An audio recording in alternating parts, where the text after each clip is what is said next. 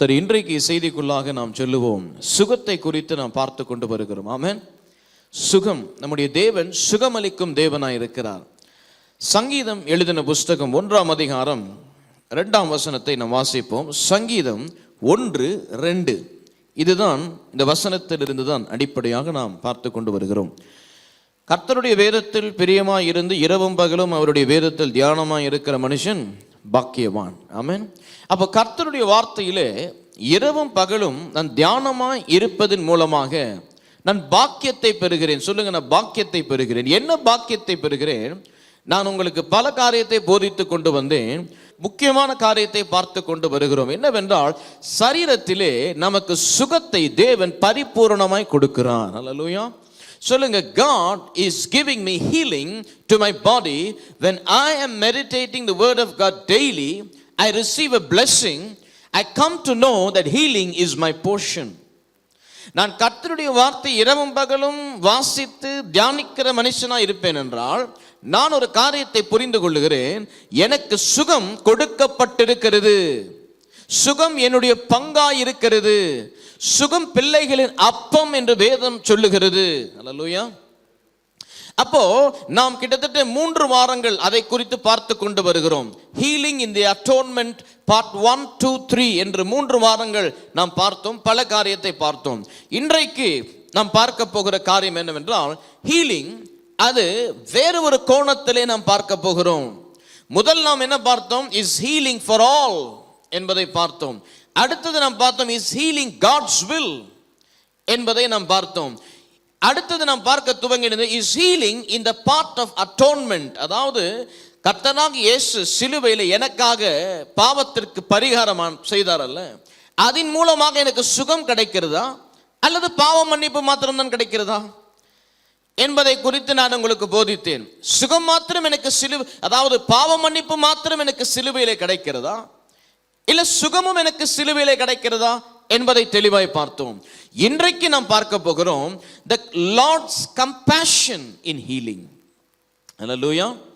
ஹீலிங்ல ரொம்ப மிக முக்கியமான காரியம் என்ன தெரியுங்களா? கர்த்தருடைய மனதுருக்கம். சொல்லுங்க, கர்த்தருடைய மனதுருக்கம். அப்போ வேத வசனம் நமக்கு இங்க தெளிவாக ஒரு காரியத்தை காண்பிக்கிறது. சங்கீதம் 145ஆம் அதிகாரத்திற்கு திருப்பிக் கொள்ளுவோம். 8ஆம் வசனம், கர்த்தர் இரக்கமும் மன உருக்கமும் நீடிய சாந்தமும் மிகுந்த கிருபையும் உள்ளவர். 9 பாருங்க, கர்த்தர் எல்லார் மேலும் தயவுள்ளவர், அவர் இரக்கங்கள் அவருடைய எல்லா கிரியைகளின் மேல் உள்ளது. வேதம் என்ன சொல்லுகிறது? கர்த்தர் இரக்கமும் அடுத்தது மன உருக்கமும் உள்ளவராய் இருக்கிறார் என்று வேதம் நமக்கு காண்பிக்கிறது. அப்ப கர்த்தருடைய வார்த்தை என்ன சொல்லுகிறது? அவர் மனம் உருக்கமுள்ள தேவன். சொல்லுங்க, அவர் மனதுருக்கமுள்ள தேவன். அவர் Lord is a compassionate Lord. Hallelujah. சொல்லுங்க, என் தேவன் கம்பேஷனேட் தேவனாய் இருக்கிறார். இன்றைக்கு என் ஆண்டவராக இயேசு கிறிஸ்து என்ன செய்து கொண்டிருக்கிறார்? இன்றைக்கு நம்முடைய கர்த்தர் என்ன செய்து கொண்டிருக்கிறார்?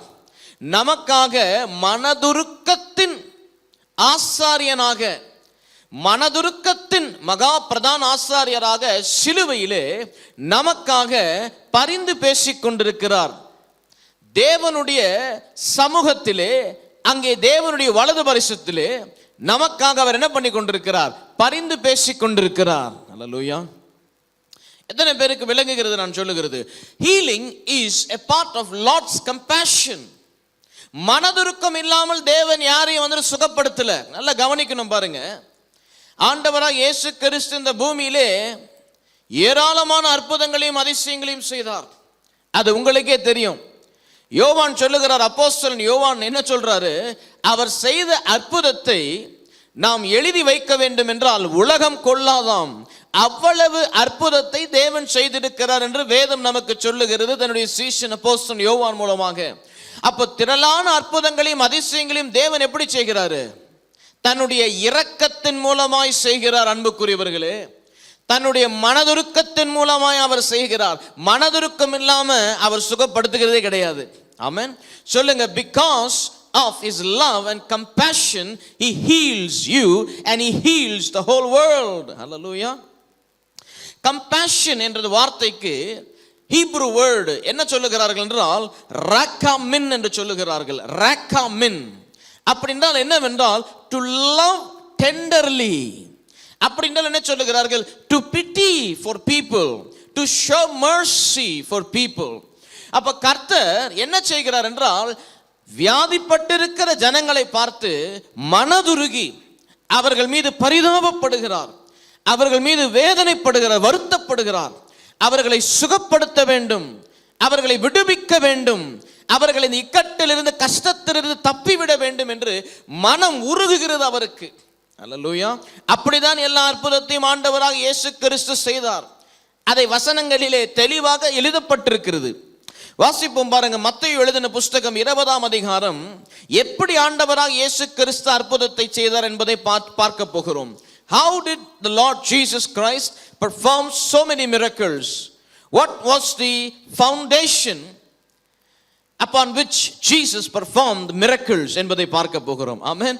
மத்தேயு 20:34. இயேசு, வாசிங்க அந்த வசனத்தை. இயேசு மனதுருகி அவர்கள் கண்களை தொட்டார், உடனே அவர்கள் பார்வை அடைந்து அவருக்கு பின் சென்றார்கள். இயேசு எப்படி ஹீல் பண்றாரு? மனதுருகி. அதுதான் நம்முடைய தேவன். ஏன் இதை பத்தி பேசிட்டு இருக்கிறோம்? இன்றைக்கு நிறைய பேருக்கு ஒரு யோசனை இருக்கு. என்ன யோசனை இருக்கு? வியாதி கடவுள் தான் கொடுக்கிறாரு, என்னை உபத்திரவப்படுத்துறது கர்த்தர் தான், என் சரீரத்தில் என்னை சிட்சிப்பதற்கு ஒரு வியாதியை அனுமதிச்சிருக்கிறாரு, கர்த்தர் தான் வச்சிருக்கிறாரு என்று சொல்லி அவர்கள் நம்புகிறார்கள். ஆனால் இங்கே என்ன பார்க்கிறோம்? கர்த்தர் மனதுருகி. ஆமென். அவருக்கு ஒரே நேச்சர் தான் பாருங்க, வியாதி கொடுக்கிற நேச்சர் இல்ல, வியாதி எடுக்கிற நேச்சர். அல்லேலூயா. வியாதிப்படுத்துகிற ஜனங்களை வியாதிக்குள் கொண்டு போகிற சுவாபம் அல்ல, ஜனங்களை வியாதியிலிருந்து வெளியே கொண்டு வருகிற சுவாபம். அன்புக்குரியவர்களே, ஆகவே நன்றா புரிஞ்சுக்கோங்க. இன்றைக்கு உங்கள் சரீரத்திலே வியாதி இருக்குமானால் அதை இயேசு கொடுக்கவில்லை, பிறகு யார் கொடுத்தது என்று கேட்கிறீர்களா?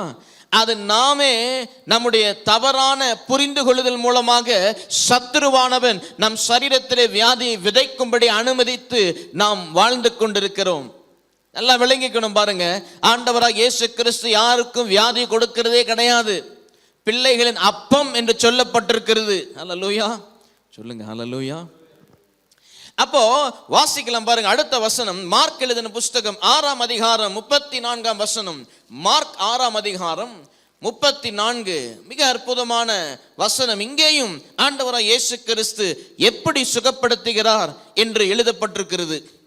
இயேசு கரையில் வந்து அநேக ஜனங்களை கண்டு, அவர்கள் மெய்ப்பனில்லாத ஆடுகளை போல் இருக்கிறபடியால் அவர்கள் மனதுருகி. ஆண்டவர் உபதேசம் கூட எப்படி பண்றாரு? ஜனங்களை பார்க்கிறாரு, உபதேசம் எப்படி பண்றாரு? மனதுருகி. அல்லேலூயா. அப்ப இயேசுவினுடைய ஃபவுண்டேஷன் என்ன? For healing, compassion. அல்லேலூயா. நம்ம ஆண்டவராக Yesu Kristu is a God of compassion.